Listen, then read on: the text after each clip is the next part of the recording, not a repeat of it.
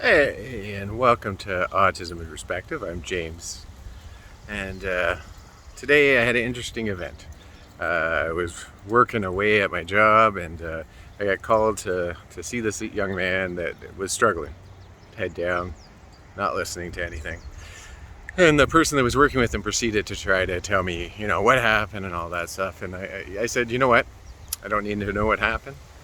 I'm not going to solve the problem. What I'm going to do is I'm going to try and get this young man to start talking, and we'll see what happens. So don't tell me what happened, because I don't want any expectation of why he might be upset, and I'll explain later why that is.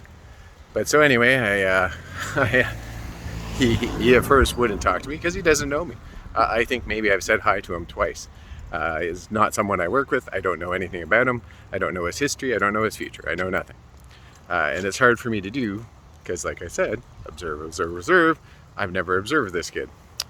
But anyway, so being the weirdo that I am, I lied on the floor so that I was close to him, and I just was there. And I just started talking to him.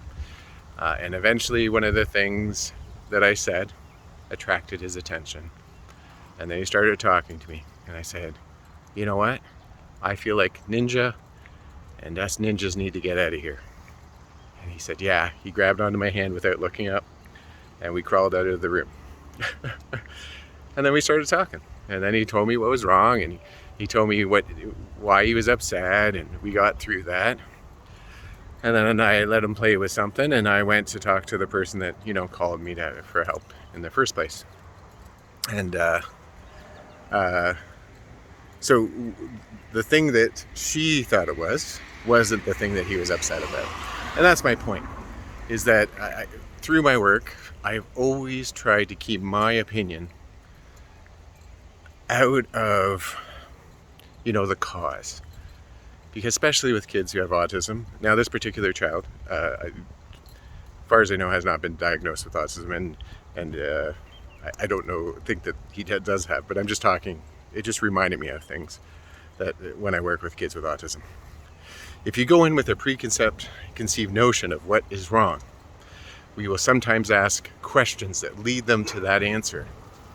If we go without a conception of what's wrong, and we just ask questions like, how are you doing? What's going on?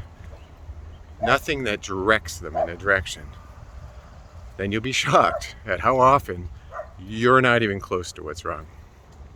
I know I've talked about this before, but I just thought I'd go a little bit more in depth in the process.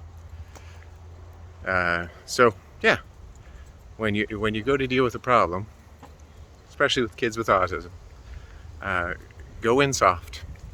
Be prepared for an answer that you weren't ready for. Try not to, read too much into what you already think happened. And you know what? Sometimes it's good to be random and silly to grab that attention. You don't have to jump into what you did wrong. Sometimes it's good to just lie on your head and talk about random things until you grab their attention, which pulls them into your world, and then you can have that discussion that you need to have. You don't have to start with that discussion. Why? You're going to get the same end result. You're still going to get corrective behavior in the end. You don't have to come in hard and punitive. You can come in soft and weird. That always works for me. Anyway, James from Autism in Perspective. I hope you're having a great day. I know I am.